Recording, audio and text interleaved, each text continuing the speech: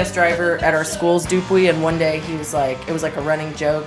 That you owned his family? Well, he was like, oh, same last name. And then I would like always say it, and then at some point he was just like, all right, it's not cool when you say it. He didn't say that, but it was very clear. That's extremely But he funny. pointed out that I would have never known that we had the same last name if he hadn't told me, and I think he immediately regretted it because he was just like, oh, bad. Because he's black and I'm white. Yeah.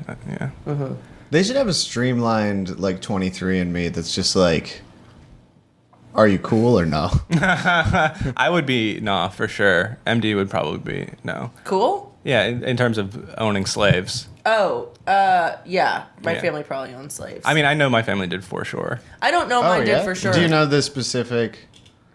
I don't know the spot. I know the family name is Roy, Roy.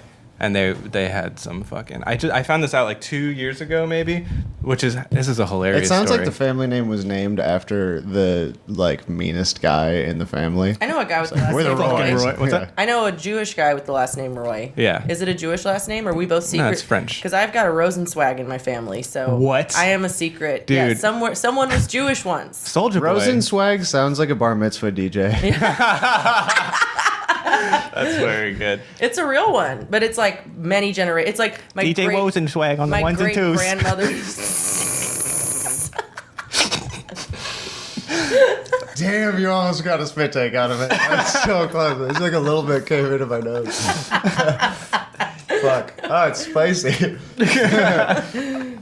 We're drinking Bloody Marys. I have like spicy tomato juice in my fucking nose because of that. Yeah.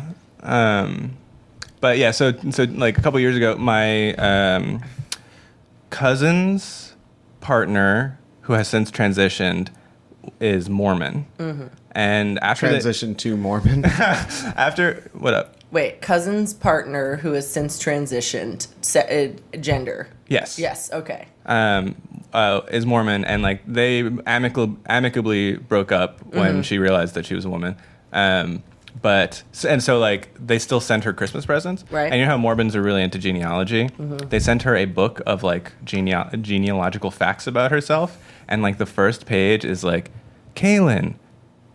the tone of the whole thing is very cheerful, and the second page is Kaylin, your parents are third cousins! Exclamation! And then it goes on to it's like the Facebook friend anniversary music should be playing behind that right, exactly. You fucked your cousin.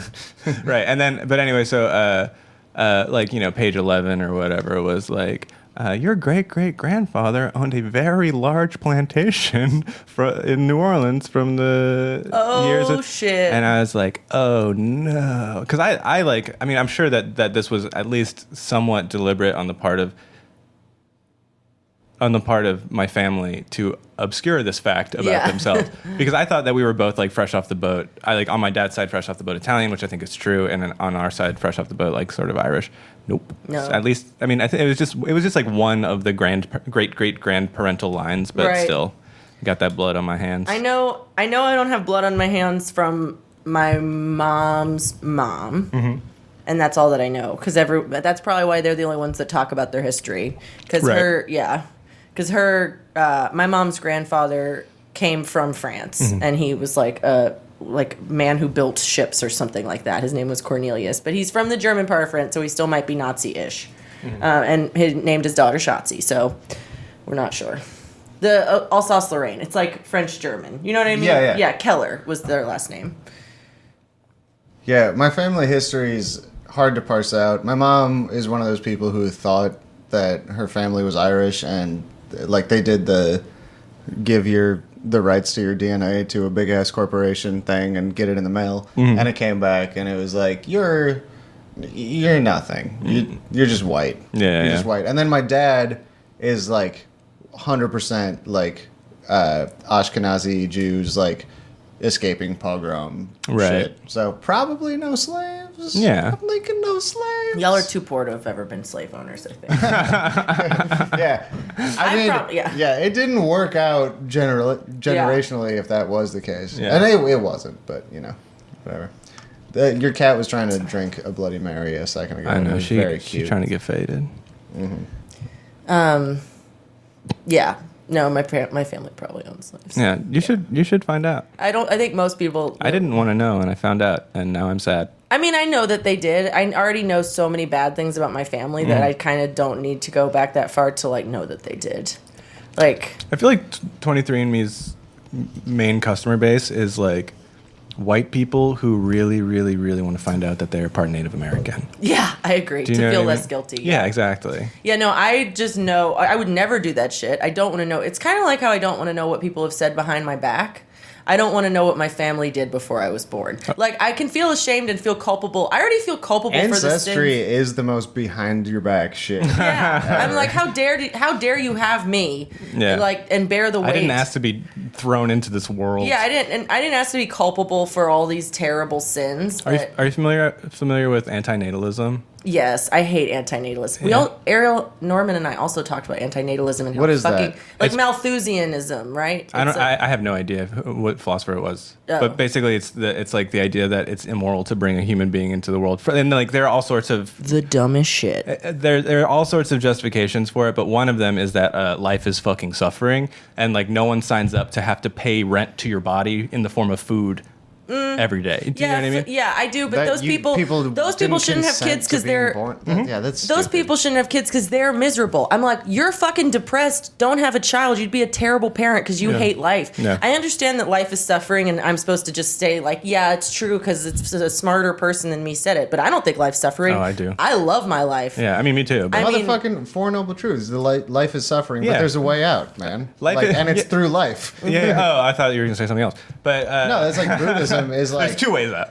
that. Like life is suffering, but like you can Yeah. like attain equilibrium. Have I told Life you? is beautiful and suffering's beautiful. And yeah. So yeah, there are limits to the amount you can set aside suffering before it gets a little fucked up. But I do think. Have I told you like my theory of like I know. Yeah, I definitely. I'm not like. Yeah, I obviously think that the world is a bad place, and like my suffering pales in comparison to people who are actually oppressed in the world. I think I just have been extremely like. What's a word that's more honest than privileged? Yeah, rich. Oh yeah. I think I've just like.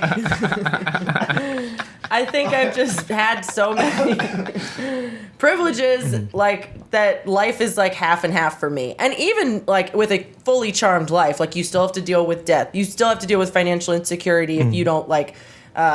It's not the same if you know that you're never going to like starve or lose your house, or probably won't lose your house. But like. It's, you know, if you have any sort of financial insecurity whatsoever, it's anxiety and depression, and you feel like you feel inept and inadequate. So, like, I definitely have dealt with those things, but I've never dealt with them in a scale where I was like, where I actually fell into like a real clinical depression, and I haven't suffered much loss other than like death, and I haven't suffered like a really tragic death yet of someone who was like my age that I was really, really close to. So anyway, I just feel like I have a very charmed life, and even then I'm like, I still hate my life half the time because like in order, like with comedy, everyone hates doing comedy. It's the exact same thing you were saying. Exactly. Everyone hates doing comedy. Everyone hates everyone that does comedy, but you do it for those fleeting moments.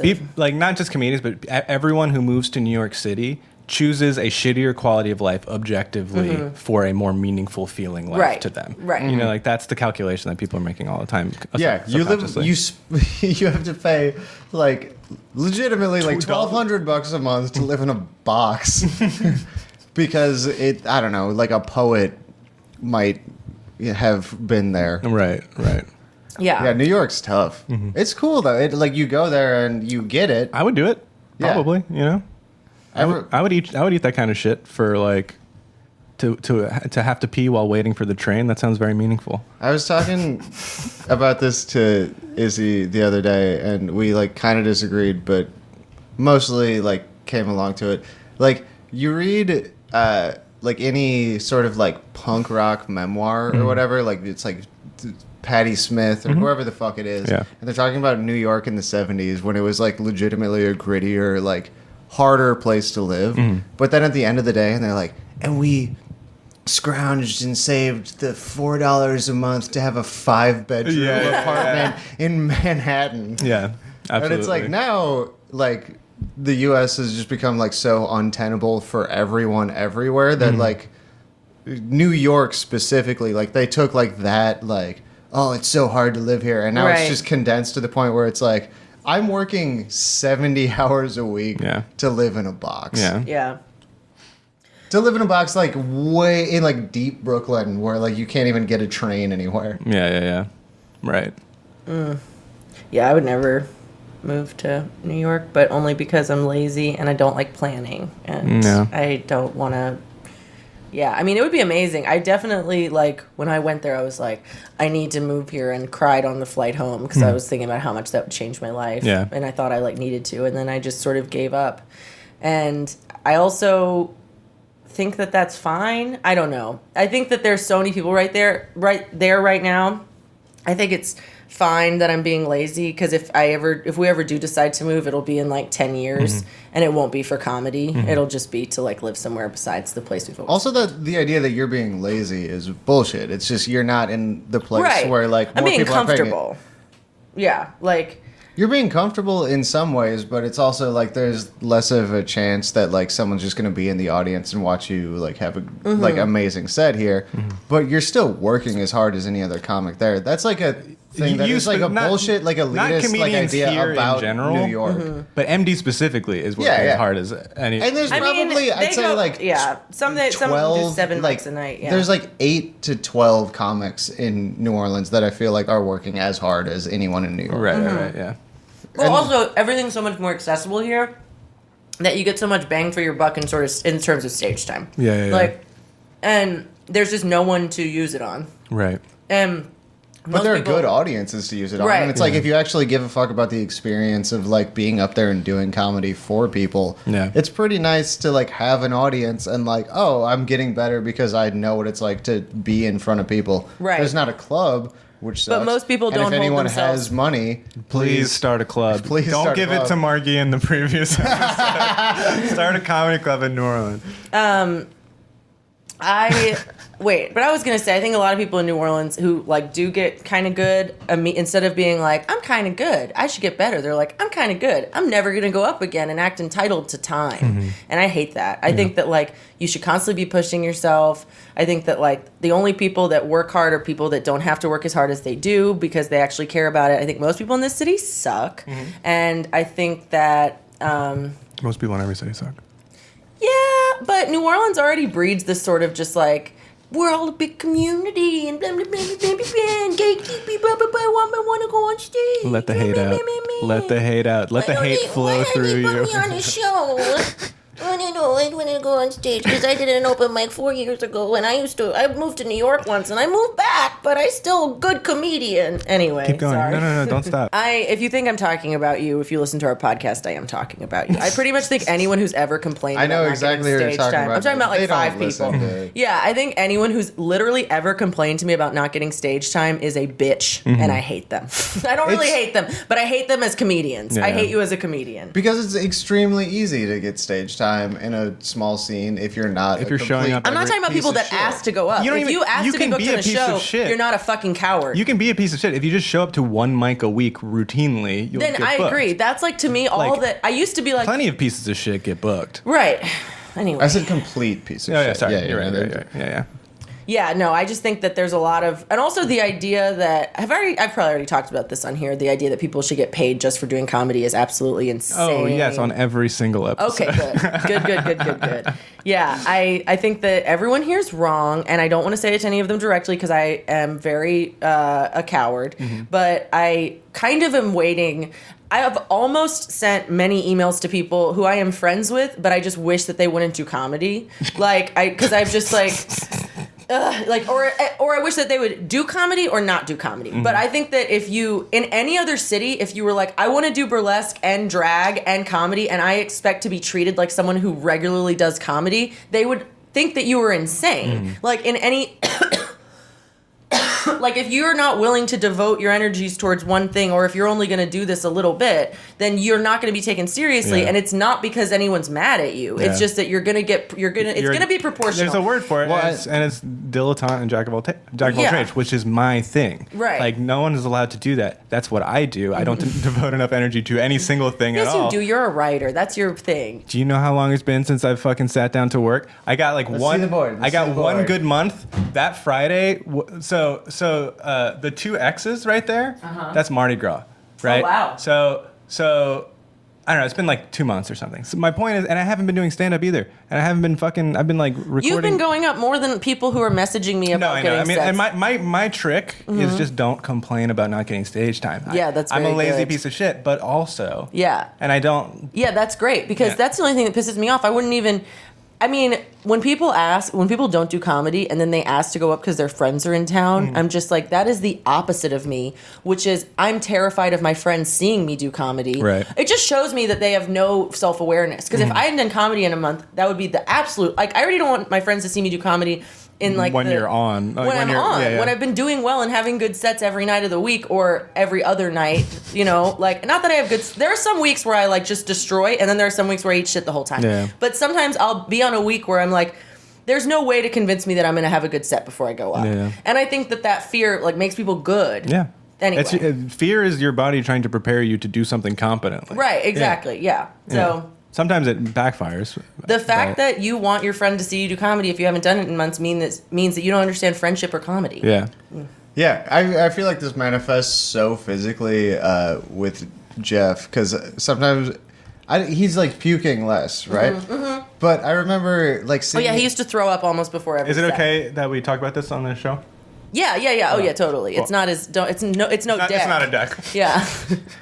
But I mean, I remember like Jeff like feeling like he was gonna throw up and not throwing up, and then going up and being like, eh.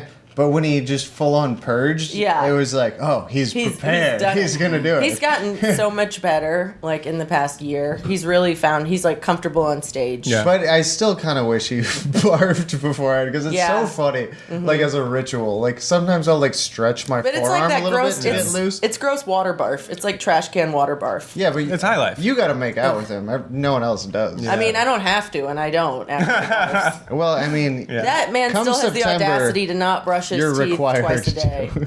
Yeah, it comes September. Everything he gets to rape me whenever he wants legally. Fucking Christ. way to heighten it and somehow make me the villain by you saying the thing. I'm the dickhead. Making out when you don't want to, for me, is worse than Having sex when you don't want to. Yeah. I completely agree. yeah. It's more like I would rather just jump to the part where I'm getting fucked and can like whatever the stereotype about women is like plan dinner or whatever. But like I Go through your grocery yeah. list. Think of what is it? What's Except England? you've never planned dinner in your life. No, Jeff. I'll think about what Jeff's gonna make me and why and then it's directly tied to why I'm letting him fuck. No, I'm just kidding. I don't have sex out of obligation with Jeff. We actually have really good sex because we only have sex when we actually want to. Yeah. That is sort of the key. Is everyone being into not it? everyone does that, and I mean, No. there's I know. certain. I mean, yeah. I had a therapist who told I've me. forced desire before, though. I've been like, Yeah. I have to make myself in the mood to have sex to like foster intimacy because it's been a week or whatever, and so I've definitely like made out when I didn't want to get horny to have sex. But Right. But when we've made out and I've been like, I can't have sex, I don't want to be touched. We Yeah. stopped. Yeah. Like, yeah. Anyway, go. Yeah, I was just gonna say I had a therapist tell me when like I was having relationship trouble and like basically like I think that you should have sex every day, and I was just like, What? I'm sorry. What? I mean, What is like sex? when she explained it, it made a little bit more sense. Where she's basically like, if basically the rule should have to be that you have that you guys touch base every day about having sex And like talk about why you you don't didn't. want Yeah. to. Yeah, which I think is probably smart. But the way she presented it, I was just like, I don't know. For me, that's a week. Like, if we go a week and haven't had sex, like, from Right. Saturday, and Right. it's Saturday, I'm like, why didn't we have sex this week? Right. And then I figure it out. But, like, I don't want to have sex every day. I don't masturbate every day. I don't have Oh. sexual desire every day. Yeah. I'm unrealistically horny for a human being to even be, so I understand that. Like, Yeah. that's what I'm bringing to I the haven't table, and masturbated you in, have like, a to week just and a like half. be. I masturbate pretty much every day we don't have sex, probably. Yeah, but keep going. Sorry. Yeah, no, I mean, that's just personally where I'm at. Is, Horny. like stupid. Oh my God, I feel so much better. Sorry, I'm just trying to get this olive. Maybe that's why you are also your numbers are uncharacteristically low for someone with your mustache. Is that like you are able to like maintain the sort of honeymoon phase level of desire yeah. over a long period of time? Like most people struggle with that. Yeah. I agree. You know? I do struggle with that. I'm like, it's the way I do songs.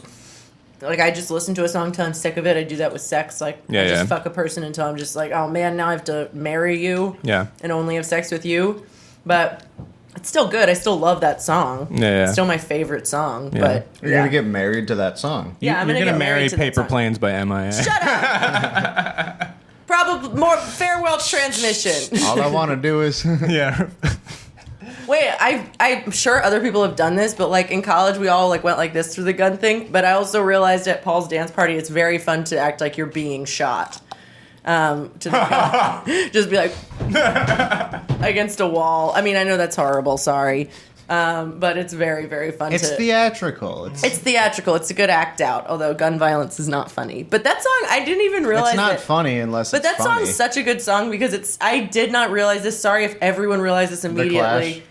No, it's just that the whole like the lyrics and everything is satirizing like the immigration process, and so she's like making herself into the villain that like the U.S. government thinks that she is. I didn't realize that until like 2 years ago when I googled it. Yeah. I don't think a lot of people know that. I think a lot of people are just like, yeah, she's a criminal, but she's a lady. Yeah.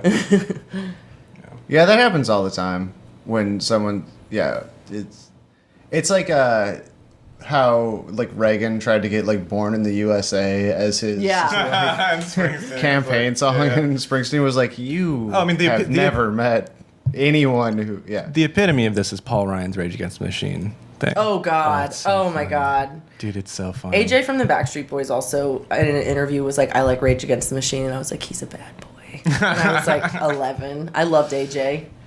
which one was AJ? The ugly one that was not. None of the Backstreet Boys were hot. Yeah, they were. No, They were. everyone in NSYNC was hot, including Joey Fatone. but none of the Backstreet Boys were hot. No, you're so wrong. Some were hot in both, and some were ugly in both. Chris Kirkpatrick is disgusting. The pineapple guy. The Oh yeah. Joey Fatone is ugly. Sorry, Joey Fatone. He's like fine looking for. He is a listener. Yeah.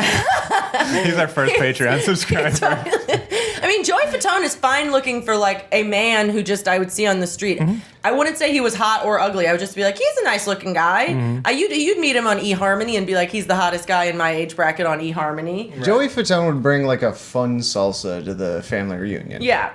Yeah, he's in Hallmark movies now. Like, yeah, oh God. But he's handsome. He's like, he's someone that, you know, a chubby girl would be like, that's the hottest man I've ever seen. Ugh. He looks a lot like a gay biology professor I had once who was like a bear. Was he a professor in gay biology? Yeah, Or? gay biology. Oh man, I should be banned from the podcast. You should kick me off. Oh man, someone else say something. Well, I was just going to say that the... Oh wait, I wanted to go. Wait, save your thought. I want to go through the rest of the members. Hold on, I have to go on my phone. Stop Look talking up so I and can see. look up something on my phone in silence. Okay, Chris Kirkpatrick's disgusting. JC was hot to me at the time, but Oh yeah, JC was hot. I met Lance Bass at Palace Cafe, and he's cute. And Justin Timberlake is hot. And Backstreet Boys, Brian was really, really hot. The redheaded guy was really hot. And, wait, who else was hot? Sorry. Backstreet Boys. I cannot believe you told me to talk and then interrupted me for this. I know. Okay. AJ was hot. Brian was hot. Nick was okay. Kevin, the extremely old man, he's like 80 years old now. The one with the mustache. Benjamin. The Benjamin one. And Howie. My mom always thought Howie was so cute. And I was like, no, he's not. He's disgusting. But I got flattered that you compared me to the tall one. tall vampire. I was telling Susanna today how funny it would be if you showed up to do the podcast and I just had a high chair in your spot.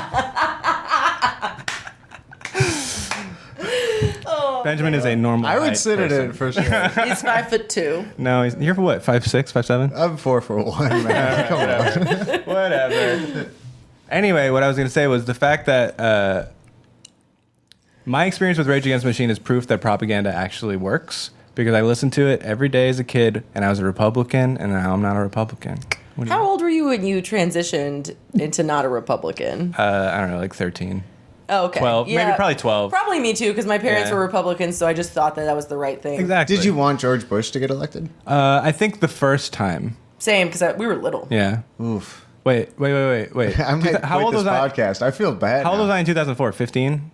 No, I didn't. That was the second time. Right, yeah. So Yeah. the first time, yeah. The first time when I was, I voted for John Kerry in the, not John Kerry, that was the... You're wait. not that old. No. In the school elections. In the school, Oh, the mock yeah. elections. Yeah. And I voted, and but the first time he was elected, I was like 10 or 11, because it was 2000. Yeah, so I was 11. Okay. Yeah. Yeah. Wait, and who did he run against in 2000? Gore. Yeah, okay, yeah. The rigged election. Yeah, my dad. I went into the ballot the booth with my dad, and he was like, "I don't give a shit. You do it." Oh, you did. So I literally voted for Bush. Oh my As like a God. 10-year-old. I just sort of didn't Wait, have a political... no one was over this. I feel like voter fraud doesn't happen that often. They still let Actually? kids into the booths. Yeah, What? Yeah, you can go in. They let kids into the booths with you yeah, to show them like the voting process. yeah. And then some parents say, "I don't care, vote." Yeah, That's crazy. but I think he probably knew what I was it, gonna yeah. vote for. Otherwise, Well, I definitely like had... I'm writing in Eugene Debs' corpse or whatever. Yeah. Anyway, I've only voted for Jill Stein for president. is that true? I've voted for president twice because I was too young in '08. And I would have voted for whoever the Green Party candidate was because it was in Minnesota. Yeah, So my mom voted for Jill Stein. I've voted in Minnesota and Louisiana, so there's 0% chance that whatever I say for president is going to matter at all. Yeah. So yeah, I've only voted for Jill Stein. Yeah. That's very you.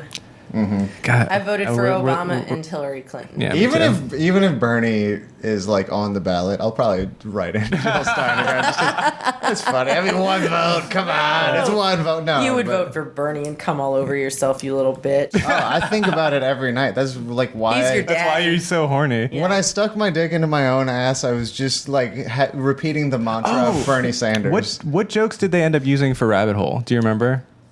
I don't remember, but okay. So I didn't realize Because Susanna wrote some of them, and that's why I'm asking. Okay, I didn't realize they shopped it out to other people. Yeah. I thought it was just the people involved in Rabbit Hole. So this is a show where they bring up your internet history. God, I could never do that. I mean, mine was embarrassingly sincere. Right. Which is a lot of what early Facebook was for everyone. I think Yeah. it was sincerity and then Saves the posting. day lyrics. Yep. Well, no, it was better ones if you're me. But Whatever. Saves the day shreds. anyway, they kept so the game that they were playing with me in this show was that they had old tweets and they would turn them into Mad Libs. They would drop some of the words and then other people would replace them. I thought it was just someone in the audience, and then eventually I picked up one. It's definitely someone that knows me, but I thought it was someone involved in the show. But it was you two, and I got emotional on stage because I was like, whoever It really knows me. is doing this sees me. Yeah. What was it? You have to remember. I really don't. I was drunk. I don't know. Fuck. But it was Just well, ask did them. great. Monica said that you were the best guest they've ever had. Oh shit. Yeah.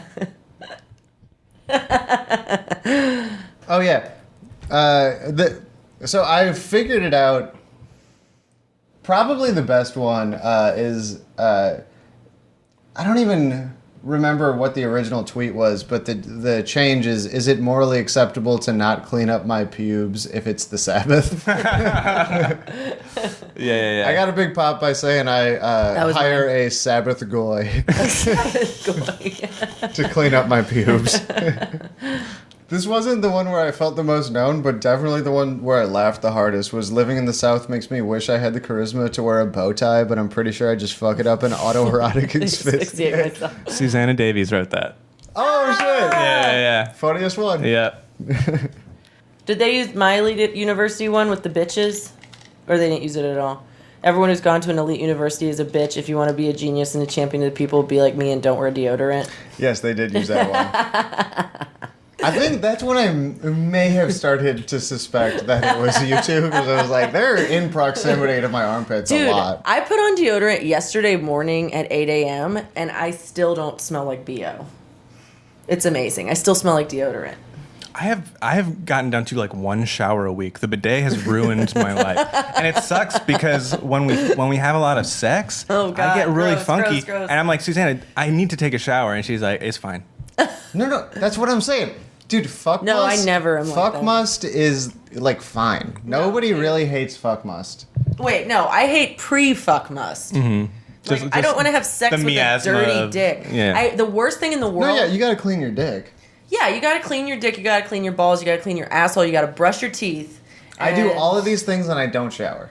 Yeah, that's fine. I don't care if you're cleaning yourself. I don't care if I just how get the you do cat it. to lick my pubes. I don't care if you never shower. You could straddle the sink and just fill it up and wiggle your balls in the water. I don't care how you clean your dick and balls. Just clean your dick and balls because it's not like.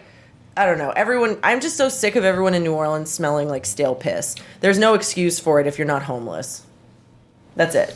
Yeah. Not you. You smell like fresh BO, which is sort of acceptable. But people who work at my school, French and otherwise, French and American, like both, like there's a ton of people that just don't wear deodorant and it gets really, really hot and Yeah. they clearly don't shower every day because I Yeah. can smell them from like 20 feet away. Yeah. That was so And- funny last night at Comedy Fuck Yeah when Ashley Branch was on stage and she straight up just called out a stinky Stinky. dude. It was like, I know it's New Orleans, I know it's hot, but you need to do better.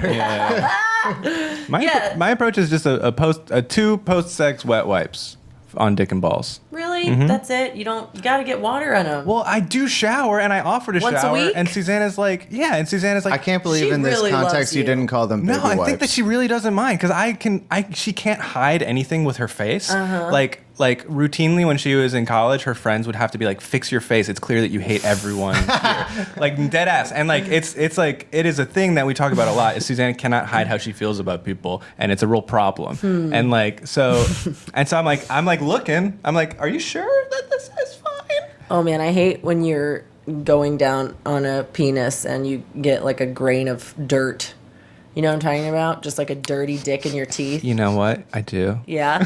No, Have you no. ever had like it's the same as like getting toilet paper in your mouth when you're eating someone out, Oh fuck. which I've definitely done to people. My vagina is just like a real elaborate maze of folds. Every time that I've ever had like that problem, I try and I become like a fucking yeah, a MI6 sleuth, yeah. agent, and I like have a British accent. I'm like, I'm gonna get this out of here. No, but you can't tell though, because like at No, that of person, course. like, someone's so like Never vulnerable. But you tell notice them. that they stop and they're like, it's fine, it's fine, it's fine. Yeah. And by the way, this is Yeah, I mean- every single person who like has to use toilet paper to like wipe. It also just depends on your vulva. Like some vulvas have less Okay. hiding This spaces. is why Margie was right when she said you would like that Otessa Moshfegh novel. She one of the characters refers to her vagina as her folds and caverns. But anyway, Wait, I'm gonna order it now. it's good. Okay. Yeah. Yeah. Anyway, sorry. Go on. No, I mean that's what I just think. Like once you're down there, like if there's a surprise, be nice about Of it. course. Yeah. Just Oh, fucking, yeah. you know. If there's a surprise, I don't say anything. I don't say Yeah. anything about a dirty dick unless it's like really dirty. Yeah. That's why You I know always what? ask. I was only thinking about this from my perspective and like perspective of probably like other like cis straight dudes. If it's a dick, whatever. Just Tell them. No, I mean, I think I Soulja think Boy, it's- tell 'em. I think it's one thing to be. cut that. No, absolutely. Also, not. sometimes the reason that there's dirt there is because I've used my hand on it first, and my hand had like, and also, I love the idea of like gardening and then like jacking someone off and then sucking their dick and be like, this is the Okay. filthiest cock I've ever. or I might have just. There's a snail. I might have just. I might have just cut vegetables or something. Like you get dirt on your hands.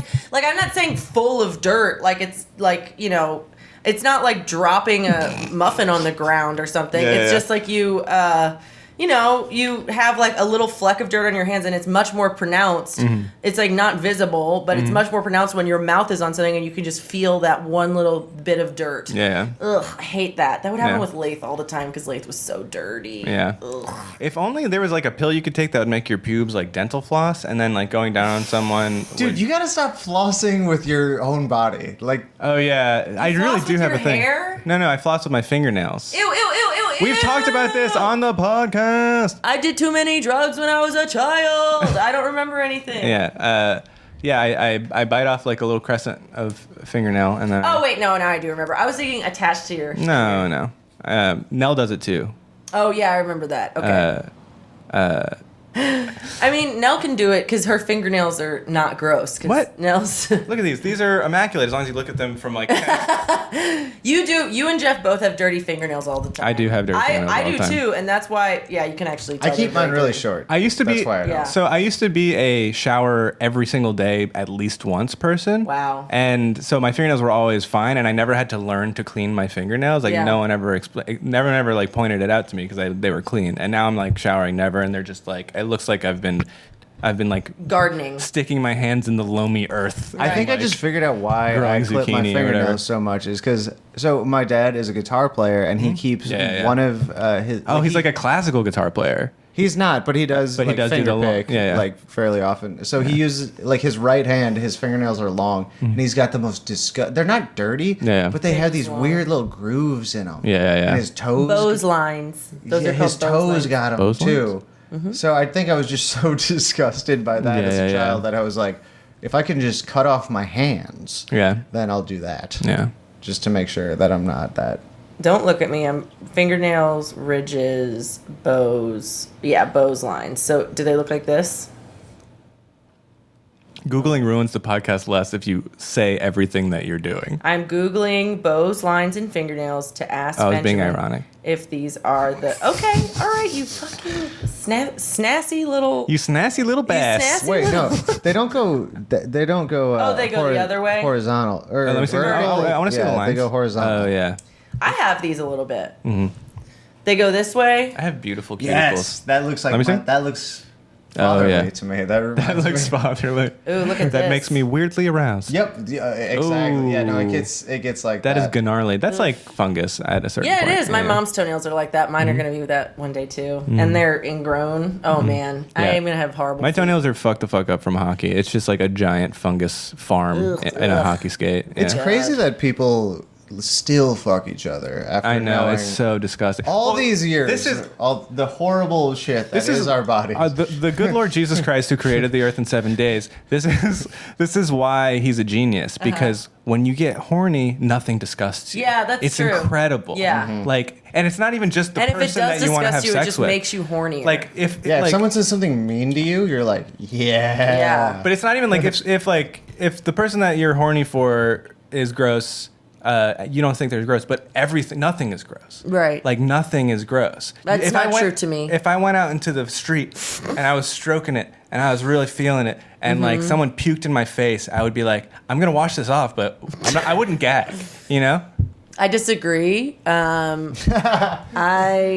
I guess I'm just not as horny as y'all are. I used to be so horny, and sometimes I am, but it's so dependent on my menstrual cycle. Yeah, that's normal. But That's it totally used to be normal. all the time. Yeah. I used to not understand how any person was ever not horny when presented with the opportunity to have sex with an attractive person. I'm I not feel like you turn into like a pathologizing you. Vulcan in heat. I'm bringing up Star Trek again, but like, Yeah. you get like violently. horny. I do. And that sounds weird for a friend to say, but I just talk about sex constantly in a very horny way where it's like visceral and everyone can feel how horny I mean, am. I sent y'all a picture in the group chat of a tree with some weird knots in it that looked like a butt, and I was like, I'm too horny. Yeah. So, I'm not judging. When I'm ovulating, I get so horny it's dangerous. Yeah. But then I'm not horny most of the time. Yeah. Yeah. What I was going to say was that I think that, and I can cut this if it pisses you off, and I'm not pathologizing you specifically because I see it. I have seen it many a time. Are you going to say Whatever that you're about sex, to say is great. You're going to say that it's not sexual desire, it's a need for validation? Yeah. Yeah, no, I know. I've pathologized myself that way. Okay. And I still see it with like, no, for sure. I mean, I do think that there is such a thing as just being super horny all the time. I do think, But well, I think that's definitely part of it. That also receiving even the validation differentiate. makes you hornier. So like the more sex I had, the hornier I was. Oh. So like I would have and it was like a compulsion. Like I think I was a sexual compulsive. One time I had sex with 3 individual people separately in one day. That's crazy. Well, That's- if it were a dude, we would be high-fiving you. It's a double standard. it is, but it wasn't good for me. It was only good sex one of the times. But instead of like one person, they're holding up how many people they've had sex with in one day? 2? Two. And 2. Okay. But only that's like, one of that's those like was 30% of his numbers. So Yeah. That's 200%. he said from his booster seat. Anyway. But a lot of the guys were gross, and so it didn't matter what it was. It just fed the desire for more sex, because if I had sex with a gross guy, I wanted to satisfy myself by having sex with someone that was actually Less gross. Yeah. And if I had sex with a hot guy, then I wanted to just have sex with another like cool hot guy. Mm-hmm. But I would end up settling for a gross guy because I was extremely horny. So I would go, I'm sure also that was tied to actual sexual desire, but it was also very, very psychological and very like, I don't know. I was like living with my parents and I didn't have a lot of freedom, and it was after college and I didn't know what I wanted to do, and I was in like a weird place, and that's when I was the most promiscuous. Yeah. When I was like going, I mean, and I'm not trying to pathologize you specifically or women specifically, like female desire specifically, because I also had something very similar, which is that I didn't realize this for years, but it was basically like once I knew that someone was down to fuck, that's all I needed. Right. We've talked about this before. Me and Benjamin have talked about this before. He's not this way. He likes to fuck. I was just like, it was just the validation of like knowing that someone wanted me was like really, really. And so sometimes I would like not be aware of it, but like. It's still meaningful. Even if like the ultimate thing is like to, connect in that way with someone, fuck, whatever. Like. That was romantic. Dude, I mean, if you don't think that that's part of it, No, even of like course. if you are emotionally divorced from it, that's like an internal drive that's there. It's like just someone look at me in a way where I'm like at my best. Absolutely. But even if like the ultimate desire is to have that thing happen, it still is nice when someone's like, I would. Yeah, Yeah. absolutely. Absolutely. Yeah, wood smash like is like Yeah. a very like I mean, important thing to feel. That was the other part of it for me was like I was.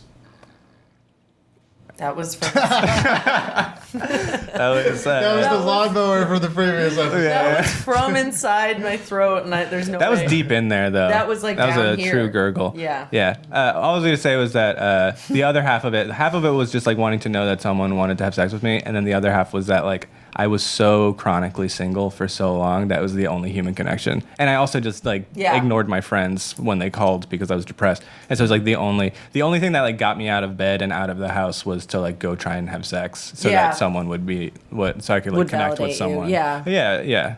I was just lonely. Yeah. I think a difference that I'm always going to have with you two, and it's going to come up a bunch, is that like you two don't have the like chronic need to make everyone around you feel good all the time.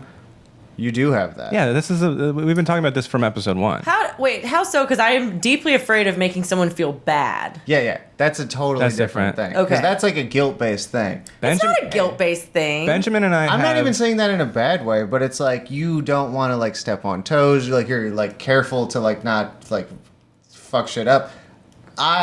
If anything is ever wrong, Benjamin internalize it, and I have to fix it. yeah. He has to regulate the emotions of everyone around him at all times, and I also have that. But I think I feel that too. I'm either. Well, I mean, I think it's totally normal for comedians to have it because it's like having a good set. If I see someone like left out of a conversation, I feel like it's my responsibility to like bring them into the conversation. But you and I have this. Well, first of all, I'll say that like being a stand-up comedian is the practice of regulating the emotions of an entire room full of people at once, and that feels awesome when you have this specific pathology. But also, we both have a sort of defense mechanism around this impulse that Benjamin, I don't think, has, which is that like if we feel too much of a sense of obligation to someone, we resent it and we shut off. And I have that big time. I have that huge. Yeah. And Benjamin does not have that. Benjamin, I go to it like a fucking little bug in a light. I find their need to be suffocating. Yeah, exactly. Yeah.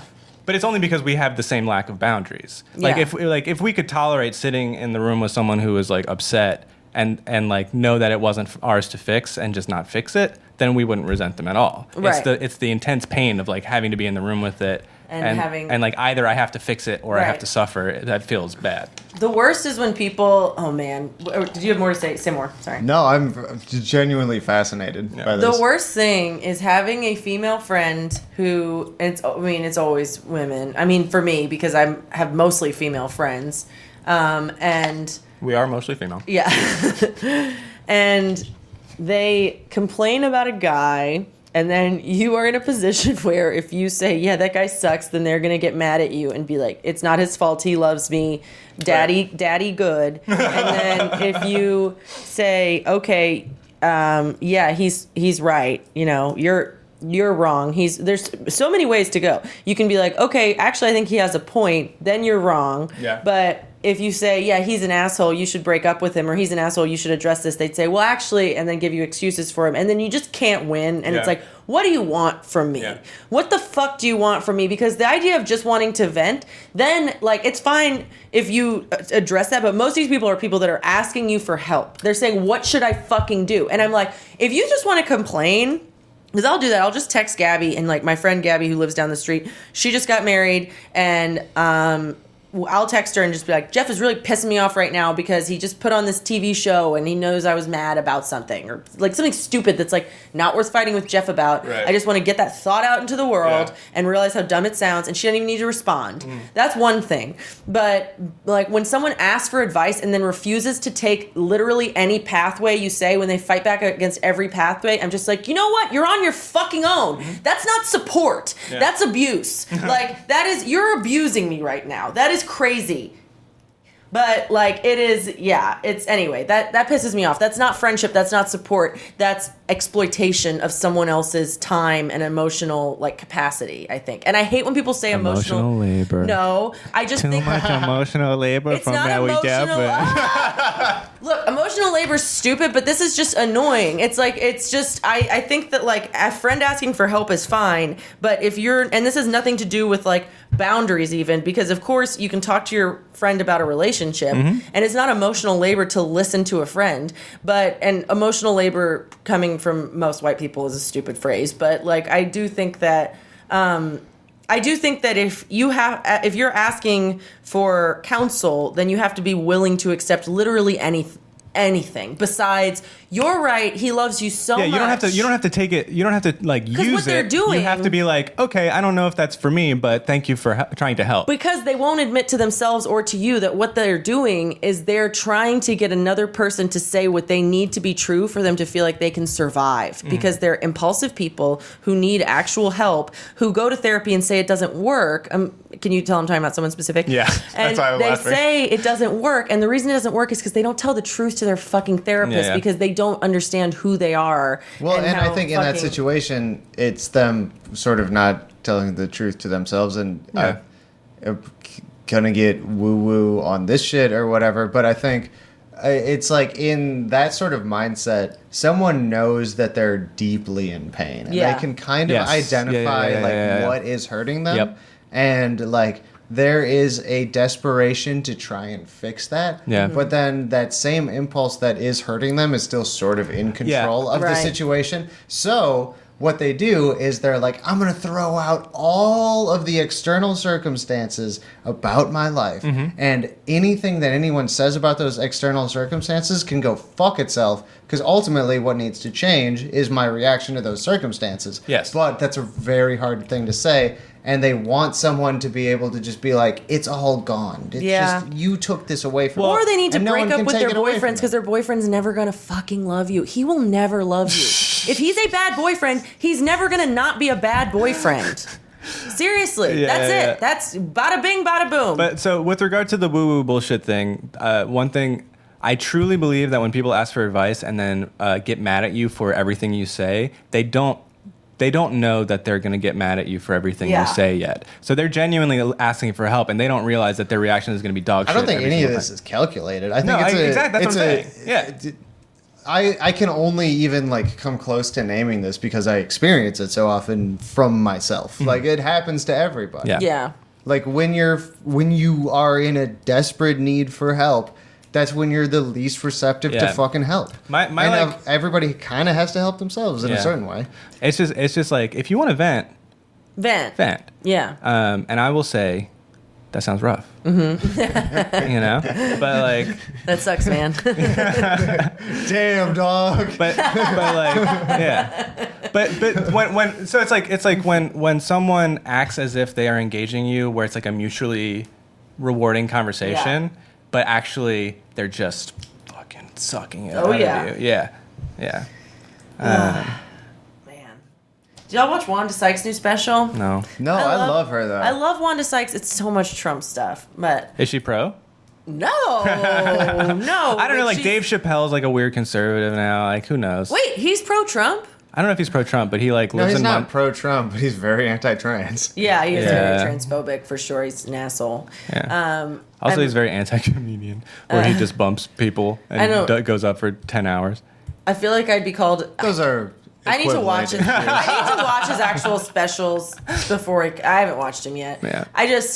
No, I don't know. it's really bad. Yeah, I don't know. Julie liked it. Julie has this whole thing. Julie loves Patrice O'Neill though, but I think that like it's There's 'cause she- anything like a comic specifically, and not just like a person who cares about like real life issues should critique about those specials. It's that it's so completely insincere when he fucking hits himself in the knee with the microphone that he doesn't think it's that funny.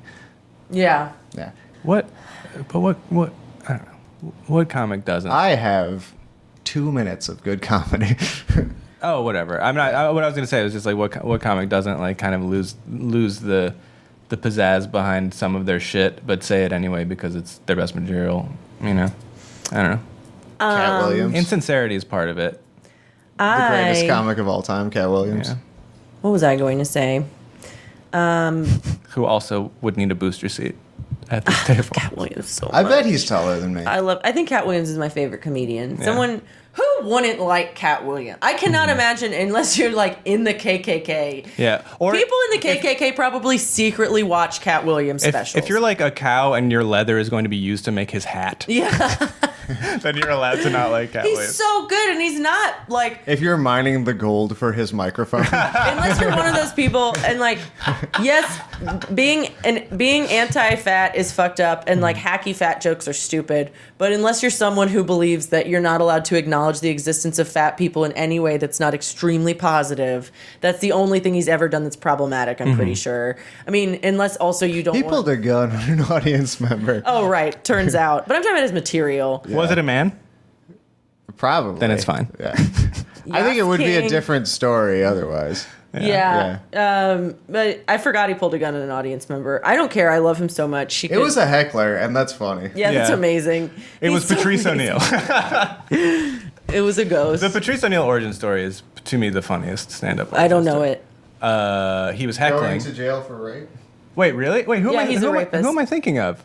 I don't know, but Patrice O'Neill went to jail for rape. Okay. And everyone acts like that never happened. Very quickly before you pee. Very quickly, who was the comic who was heckling, and then the comic on stage was like, "Why don't you come up?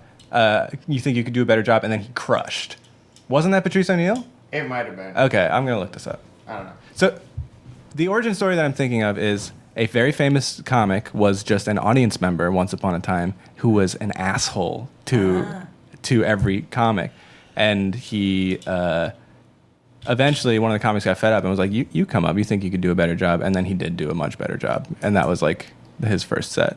So here's what I'm going to say about Patrice O'Neill. That is interesting, going to jail for rape. Let me see who he raped. If it was let's see. There's a good chance, let's see. There's a good chance maybe he didn't do it. And he was, not that she was lying, but that they like got the wrong guy or something. I don't know. He talks about it on fucking... Does he say that he did it? Okay, so he talks about it on Mark Maron's podcast. Okay. On like one of the first episodes of it. And this is all just like from my memory. So I might get some details wrong. But basically he says that he and some other people like ran a train on this woman, but she was fine with it and it got like filmed or something. Oof. And then it happened again because she got the like reputation of doing that, and then like the second time it happened it wasn't consensual and he ended up going to jail for it even though it wasn't him.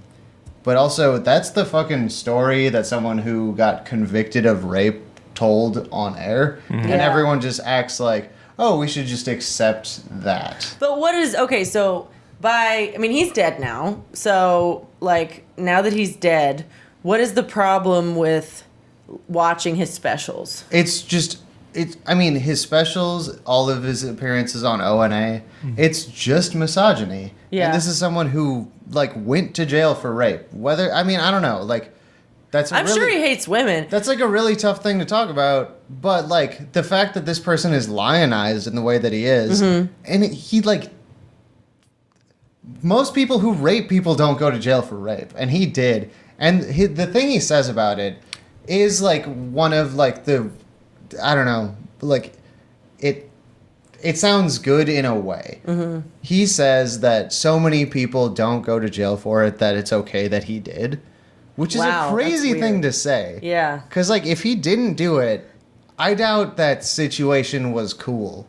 No, I don't think any woman's fetish is actually having a train run on her. I'm sure that exists, but I'm also sure that lady was probably not like stone cold sober. Here's where sex positivity fails, is like the idea that all you need is consent for something not to be degrading. If every guy, it doesn't matter what you think of yourself, if every guy fucking your mouth thinks that you're a piece of meat, you're degrading yourself. Those men are getting off on degrading you, and you are... even if you're coming from it, like unless you're coming from it, as someone who has had public sex and been very, very degraded as a teenager, and had like, I never had a train run on me, but I had sex with 2 people at a party in a hot tub that was very degrading. I was not sexually satisfied from that. I wanted to be a cool girl. And like we were all, one of them was like 19 and I was 16. And I do not believe that it was before Katrina, so I could have been 15 actually. But he was like one of those guys that was like still friends with guys in high school when he was like a freshman in college. Anyway. I keep getting older, they stay the same age. Yeah, and he was so gross. Yeah. Anyway, the point is, that's one of those things where like I hate people who are like social justice warriors, but like it's impossible to say that it can be a positive act to be fucked by a bunch of assholes. Now, group sex is great. Like if everyone is enjoying it, or if everyone has a big meeting where they're like, okay, so this is your fetish, so we're all gonna fuck your mouth, and then at some point like it's agreed that is happening because everyone wants that. That's totally different than when a bunch of assholes at a party, or a bunch of assholes like who are coming, because it's not like anyone wants to get their dick sucked with their boys. Like, why would anyone want that except unless it was some sort of weird fraternal way of being like, we're men, we're hurting this woman together. Like, that's obvious to me, and it's obvious that like it's always sort of rape. Anyway, that's all. Yeah. No, I think you're mostly right with that. And it is like one of those things that like a situation like that, you have to be so extremely explicit about what everyone wants that if you're not doing that, like it's not rape. cool. Well, and like probably rape too. Like I hate to even like shy away from saying like how fucked up that can be. Right. If it's not rape, it is a failure to do due diligence to make sure it's not rape. Right. Yeah. I agree. And I think that Which, is a crime. I think that the idea of enthusiastic consent, I read a good thing about this, but I think the idea of enthusiastic consent is kind of dumb, because you don't have to have enthusiastic, it's like someone's saying anti-sex work, which I understand. Also, the idea that it kind of does take the fun out of sex every time to be like, high five, enthusiastic consent. Like, sometimes you just know someone wants to fuck you because you're making out and it's hot and you know that y'all both want to fuck. Like, I think some people legitimately think that you have to be like, is this cool? Is this cool? And then I'm like, well, no, it's not. Go away, you fucking dork. But, like... You don't need to do that. Like, there is intuition. And the problem with that is that a lot of people are going to read that wrong. And a lot of things that are, like, gray rape are not rape. I mean, we've talked about this, I think, a million times. Like, the monstrosity of one person, or the trauma someone experiences does not have to match the monstrosity of the perpetrator of that trauma. And so, like, you might be in situations where you accidentally rape someone. But is it rape? I don't know. Like, it's a traumatizing sexual experience, I think. And I think that enthusiastic consent is something that, like, for a group sex situation matters a lot more than for a one-on-one situation where it's sort of a lot easier to be guided by intuition, especially if both parties, like, sort of have done this before. And I think the reason that people do, like, put forward, like, how important it is to have enthusiastic consent is that like they're afraid that without that like very explicit language that those things aren't going to happen. But I think the important thing to take from it is like that no matter what, there has to be explicit trust. Right. And like if that's verbally communicated, great. But like it should never be that you're de-incentivizing or like making it less important that you have a very deep trust with someone that like this is going on with. Right. But like the ways that happens can vary. Yeah. And I also just think it's like it's what you're saying makes complete sense to me from your perspective, but also the idea of telling a 19-year-old to be like, trust your intuition. Yeah. Like a 19-year-old boy specifically. Right. You know, Or like, a Yeah, you're 14-year-old boy. right. Yeah, Right. you're right. Although Right. I'm trying to think. I don't know. I guess I've Like had. it's just like extra careful. Right. It's like if two condoms actually worked, it's like the two condom approach to consent. It's just like make fucking sure, you fucking idiot. You know? Yeah, I think that, like, okay, but I think that everyone knows intuitively. I think a lot of guys have powered through because they've been taught that women don't want to consent, like that they're supposed to be fighty, you know, that they're supposed to be. Well, like, yeah, like that they've been socialized to not want sex, right. or to not like the articulation of it. or that women don't enjoy Is sex at all. shameful. So the fact that they're not enjoying it doesn't mean that they don't want to do it for some sort of. I mean, my God. a lot of people think no, that. have you seen the fucking the replies tweets? to it's Alyssa so Milano? I know, the cell phones. funny. Do you think that they're real men, or do you think that like they're? I think that probably 35% of them are real. Because I think a lot of that shit is all manufactured. What is it exactly? It's guys responding to Alyssa Milano's sex strike being like, look, women don't enjoy sex. We all know that. Every woman I've ever Yeah. fucked has been a dead fish. Yeah, it's not even like women don't. It's like this is just anecdotal, but I have never met a woman who has ever enjoyed sex, not even once in my entire life. And therefore, none of them do. Every one of them was saying, "This is terrible. Please stop." You know, I would think it was a bot. I've only raped people. I would think those people are not bots.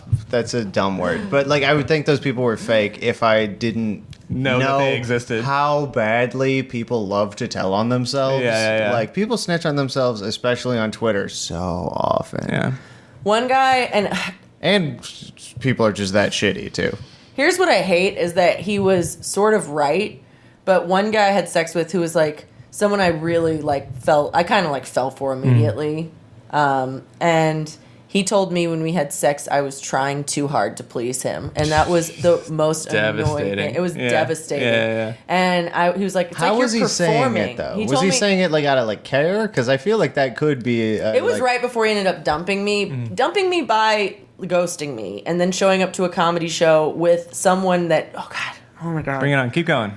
Someone that Jeff had gone and do you remember that girl that I accidentally murdered? Wait, we gotta start we gotta start the beginning.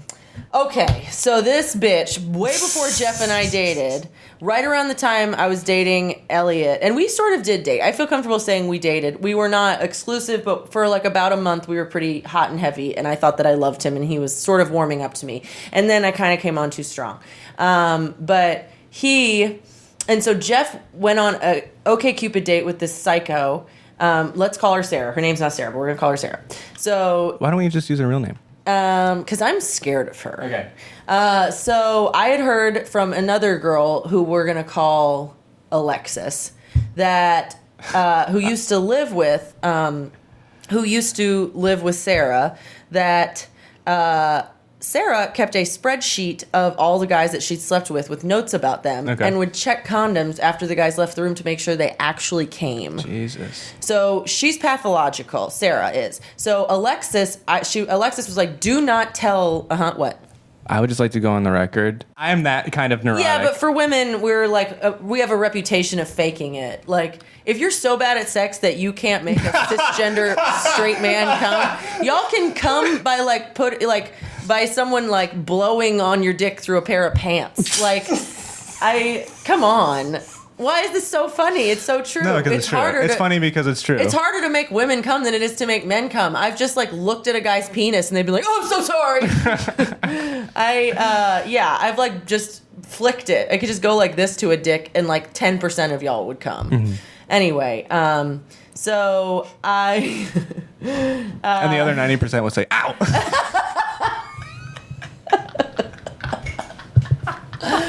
Anytime we don't have a guest, this should just be a sex podcast. Yeah. Okay. That's the only time we're ever good. That's the only thing we know about. Yeah. But like none of us read books except for Benjamin. And You're an You author. read books. not anymore. Not since the accident. Oh man, I need to make Jeff read a book a year. Not since the accident. Okay, so this bitch. So Alexis told me about Sarah's weird thing from when they were roommates and was like, please do not tell her that you know that. And so I was like, fine. Sarah and Jeff went on a date and he was like, yeah, she's cool. They didn't make out. They didn't do anything.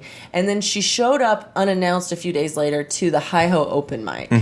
And it's weird to go on an OkCupid date with someone and then just surprise them where you know they'll be. Right.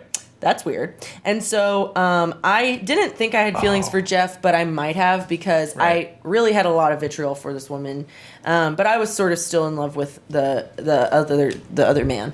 And so we go to Cajun's after the mic. This is back in the day when everything was fun and we all hung out and open mics. Yeah, goddamn, I missed we used that to shit. do that. Also, I didn't have a real job, so I could like go to Cajun's on a Sunday night. Yeah. As a podcast full of straight people, I feel comfortable saying straight people ruined Cajuns. Yeah, I agree. I completely agree. So, anyway, so we're all sitting around at Cajun's. I just have sat down. I'm, a few Pinots in. And Is that what you call penises? Yeah. I fucked, 4 guys in the bathroom. That's just Italian penises. It's Cajun, so actually 2 of them were women. Pinos. Yeah. No. Penis is a Cajun card game. A penis. No, that's Italian. So anyway, we're all sitting around, and then someone was like, did y'all see? And to be fair, someone did say something about, like, where's Jeff? And I was like, I don't know, and maybe he was at the table. I forgot. This was years ago. I said, yeah, that girl that he's with, I heard, like, maybe he should fuck her, but he definitely shouldn't date her because her old roommate told me that she's fucking crazy. And then I proceeded to say what she did. And then Andrew Polk goes, is that you? And points at her. She was right behind me the entire time. Oh, no. And then she just laughed. You talked about the cum thing? Yeah. Oh, God. And so then she knew that Alexis had told me that. So Alexis got in a lot of trouble. Yeah. That's why I don't want to use these names, because that bitch is fucking crazy. And then after I got dumped by the guy that I really liked, who told me I tried too hard to, make him come. But I also am like a pleaser. Like I hear what you're saying, but as a human being who makes love sometimes. Yeah, it's too much sometimes. Well, I mean, it's like wanting to make someone come and performing for them is two different things, because a lot of the time that person gets off on you getting off. Right. And like if you're faking everything, you're depriving them of that. Oh, but I wasn't. I was like into it. I was okay. He just wasn't into what I was putting out. Oh, okay. Well, that's totally different. That's just an incompatibility. He was accusing me of something when it was sexual incompatibility, even though I felt like it was compatible. So that's kind of sad. But anyway, so this bitch pretends like she's okay, thinks it's so funny, and then proceeds to absolutely try to destroy Alexis's life. And then she also starts coming to my comedy shows and bringing the guy that dumped me. Yeah. So, that was really a hard time in my life. Yeah, I remember all this happening, but just hearing it spelled out is insane. Yeah. But, and then the guy that dumped me was really cruel. He's nice to me now, but when I basically tried to get him to, like, give me an explanation, he was like, I don't owe you an explanation. We barely dated. I can just ghost you. That's why I hate ghosters, because they're all like, we only dated for a month. It's your problem. A month is too long to ghost someone. But people. I've done it. Yeah, but it's too long. You're a psycho if you're ghosted after one date and call it ghosting, and not or 2 dates even. Once you have sex with someone, you should tell them I don't want to have sex anymore. I think that women. I mean, this sounds like I'm pandering, but I genuinely believe it. I think that women are entitled to ghost basically everyone all the time as much as they want, just because like men are often fucking insane and have a I think you owe a man a text. I think you owe everyone a text. Just being, I think a text. If you've had sex multiple times, like, I mean, it's always heartbreaking to get ghosted after you think you've had good sex with someone, but like, if it's the first time you've had sex, then like, and they don't text you anymore, you're like, oh, the sex happened, and then that's so typical. The sex happened and we're not going to talk anymore. Everyone, that happens. either they hated the sex or they liked it and they were just using me for that the whole time. Yeah. And like that's fine. But like if you've had sex multiple times, then that's something that like you're going to feel a lot of pain about. Like, yeah. I don't know. I just like I've known too many people who have had too many bad experiences trying to let dudes down. If a man's easy. never done anything bad to you and never given you any indication that he's unhinged, then you can shoot him a text, for God's sakes. Like, I do hate this idea that women are these like fragile beings with no standards. Like everything we do is okay if it's to a man. I completely disagree with that. I think that like you should treat people well, and like you can't hide behind being a woman at all. Yeah. Unless if the guy was shitty to you, then ghost him. If he like treated you badly, or if you have any indication he'll be unhinged, then absolutely, by all means, ghost him. The part of me that's like a human being is like, Mary Devon, you're definitely right. You should just be good to people, even if they're a man. They're shitty. And the part of you who has ever met a man. No, it's not the part of me that's ever met a man. It's the part of me that's in competition with all other men. It's like, yeah, get him. I'm the good guy. No, I'm not virtue signaling when I say that. I think that because you're trying to protect all the women you know that have been preyed on by creeps. Yeah. But not all men are creeps. Yeah, no, that's true. I think that shooting someone a text could not be any worse than. I need the closure. I need to look at that text over and over again. What I'm saying is that, like, in terms of the consequences for you as a woman, shooting someone a text could not be any worse than ghosting them in terms of like the resentment it causes. Yeah. But you're not obligated to engage them in a discussion. I agree. Yeah. I don't think that you have to explain yourself or give explanations. I don't think you owe anyone anything for not wanting to fuck them. I completely agree with that. Yeah. But being like, look, I'm sorry, this is not going to happen again. Yeah. That hurts, but it's good because then you get all the pain over with, and you don't distribute the pain throughout a month. I completely agree. Yeah, like because it's just so sad when someone's waiting for something that's absolutely not going to happen. Yeah.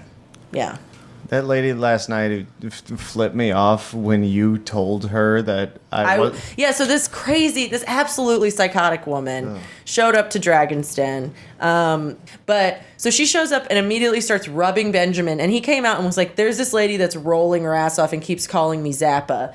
And then I was like, oh, and then she walks out like big pupiled and in like basically what I'm wearing, but she weighs 40 pounds less than I do. And so she's wearing my exact outfit now, except for she looks like it looks like Jazz Fest turned into the apocalypse and she survived there. And so she comes out and she's like rubbing on Benjamin. She is calling him Zappa, and I'm like, oh no, I know her. She's crazy. And then she starts to do it to another comedian. And then she asked me about Benjamin and the other comedian, and I was like, okay, so that's what she used to look like. She has good bone structure. She does. She's gorgeous.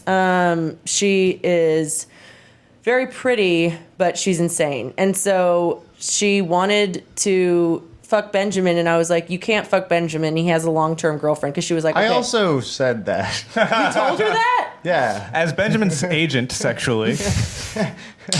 Well, I love it how she's a reverse. You get 10% of all the sex Benjamin gets, but you really... I was just like, oh, this poor woman is bad at drugs, is what I assumed. Yeah, and then I was like, no. She's on drugs all the time. You gotta go. No, you can't. What? What? She just sent me a photo. Fucking chilling. Why does this keep happening? She just sent me a photo. She just sent something on Instagram and Facebook to me. Both the notifications are her. Oh my god. Just press the bottom. Jesus, have you ever seen an iPhone before? What? I don't have this one. This is crazy.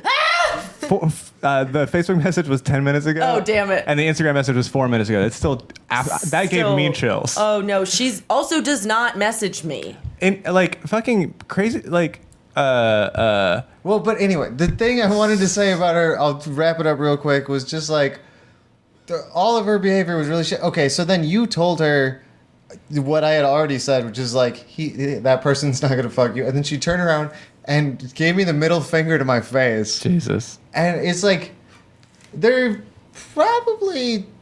are reasons that there's like a double standard for like men and women's behavior around this stuff. And I didn't want to make her feel bad, but it's like this level of entitlement is like truly disgusting. Like that you think you could just be mad at me I've never met you. Who the fuck Yeah. I'm I just don't going to know. lie to her right now and say that's my bachelorette party. I'm going to be... She just asked me to do a show. Should I cut this? This is so in case weird she that listens? this She all won't just listen. happened. Yeah. That's creepy. I do like ascribe supernatural powers to people I'm afraid of, and like that's a good example of that. Not that I'm personally afraid of this lady, but She's pretty scary because, like, she got mad that she wasn't allowed to go on the performer's balcony, and she was like, "I performed here before. I know half the bar," and I'm just like, "Okay, but you're not on the show tonight." Yeah. Like, and also, you don't come to the show. and you don't pick up chairs like Michael when he comes back into the balcony. But also, no one would say shit about you going to the balcony. But also, the fact that you brought 7 people makes it less likely that you would go on the balcony because we're worried that you're going to think that all of your friends Right, go on the right, balcony. yeah. Also, we don't own the bar. So we're just trying to be polite. And also, have you noticed that we're treated differently because you're crazy? And that's why people treat you like a second-class citizen, is because you're a bad person who's loud Yeah. and horny. And if a man touched me the way that she touched Benjamin, he would have been kicked out of the bar. So I don't know. I think it's a violation. I think, like, obviously we all know intuitively it's different, but like it's really shitty to be like that. Yeah. Yeah. Intuitively we know that like women are allowed to be a little bit creepier before anyone actually feels threatened. Well, it's like you can't just compare the behaviors without considering the context of power. yeah, no, exactly. But I hear what you're saying. But it doesn't mean that it's It's cool to fine. do that. Yeah, it's not right. cool to violate someone's personal space. We're all taught that in school. Yeah. Do you have a tweezers? Do you have a neck hair that you need to get rid of? You see it? No, I can just see you palpating it like a fucking. I can't get anything with these nails. Do you want? I think you got it. No, I didn't. Did I? It's like Yeah. right here. No, you had it earlier. Oh no, that's a good idea, Benjamin. Benjamin's getting it with his teeth right now. He's not. No, I could go get. Did I get it? Let me see. Yeah, I think you got it. Yeah, I don't see it. Man, We'll post the link. But you do have another one. being like a. I think that's the one. No, wait, there's a... Oh, it's chin hair. I need to No, just wait. get. Benjamin's Do you like. have a scar? Benjamin's like. Yeah, I have a scar. Oh, I have one right here. Oh, too. I have a good story about that. Did you fall off of a porch with no railing? No, I was eating. Because Ben Geisler was being annoying. I was eating, I think, pizza rolls, and I was like leaning back on my chair, and then I just face planted on the counter. Oh, Yeah. wait, I was at a party. I think I was 28 years old. No, I was 8. or I something. was like 24 or 25, and I was at a party at Kevin Zanzler's house. And these are all people that you know, right? You went to high school with Kevin Zanzler. I don't know who the fuck. I thought you went to Grace King before you went to LSMSA. Oh, no. No, you went to Brother Martin Yeah. and then LSMSA. Yeah. Okay. I But, wish I had gone to Grace King. but you were friends with Kristen Gremion, right? Yes. Okay. Who did go to Kristen, Gre- yeah, who and works at Kristen my gym. Gremion's good friends with Kevin Zanzler. You were friends with, you knew Ben Geisler, right? Nope. I mean, I'm probably by sight, but So was he like a neutral ground rat or what? Yeah. Okay, yeah. I was one of those. So anyway, so we were at a party, and I'm pretty sure Ben Geisler was in love with me, but I also think that he was just in love with talking. But anyway, so I just kept on leaning. Said the farther. significant other of every comedian ever. Yeah, keep going. I fell off. So in an effort to move farther and farther away from him, he was not being creepy. I assumed without looking that there was a railing on the very tall porch I was on, and then I ended up throwing myself off of the porch onto my own chin. And then Walt Jameson was dating Kevin at the time, so Walt Jameson, R.I.P., the little bitch that he fucking was. The first thing he does when he sees my chin. So I have fat coming out of my chin. Right. I had to go to the hospital. The first thing he does is go, "Do you have a plastic surgeon?" And I was just like, God. "Ah!" And I was just like, "What? How bad is it?" And then Layla, Fuck you, Walt Jameson. May you rest in peace for eternity. We love That's so you. funny. may you rest in bitchiness for eternity. And so he was like, "Do you have a plastic surgeon?" And then Layla, who's about to be a nurse, okay. Was Rest in power bottoming. Go on. Go on. Was he? That's so. He was serious. He literally thought I had a plastic surgeon. So he wasn't just throwing you shade. No. Because if he was just throwing you shade, that's so funny. No, because it was like a crisis mode. Like there was so much blood. I could tell by so I couldn't see myself. I will never forget the faces of every single person because it was like the mirror before I got to the mirror. Every single person being like, "Oh." like this sea of people just being like, and then I'm like, oh no. And then Layla was trying to be calm. She's about to be a nurse, which is so funny. Layla Agakasiri is the calmest person in the world. And she just starts stuffing Neosporin into my chin hole. Oh God, and what then a sweetheart. eventually I was like, I gotta call my dad. And so I called my dad, who has sleep apnea, and I was like, I was at this party, I fell off the porch, my chin is just there's fat coming out of my chin, and my dad's extremely calm. He's like, yeah, my sister did this once, all right. And then he like gets me and he brings me to the hospital. He thinks the whole thing's hilarious. They give me hydrocodone. I talk to him about the economy, and they use surgical glue, and that's my scar. Yeah. I got a chin scar, and I can't. That's the reason I only trim my stubble and don't shave it, because it's excruciating. I have some sort of nerve damage there. It's really fucked up. Yeah. That sucks. Yeah. Can you see it? Yeah, I can. Oh yeah, it's big. Yeah, I really fucked up my face. Yeah. Eating pizza rolls. Eating pizza, dude. I flew too close to the sun. Yeah, no, I thought my face was going to be a lot more fucked up than it ended up being. Yeah. Yeah. Well, should we wrap it? All right. Anything you guys want to plug? Margie Green for president. Yeah, Margie Green for president. That was the last episode, but it's okay. It's the same still day stands. to us. I think that we should just continue to say always lounge Saturday nights, Dragon's Den Friday nights. Boxed comedy every third Thursday. Oh, also I have a podcast called No Pods, No Casters. And also Sydney Saloon Thursday nights. Yeah. Yeah. All right. Love you. Love you. Bye. Mwah.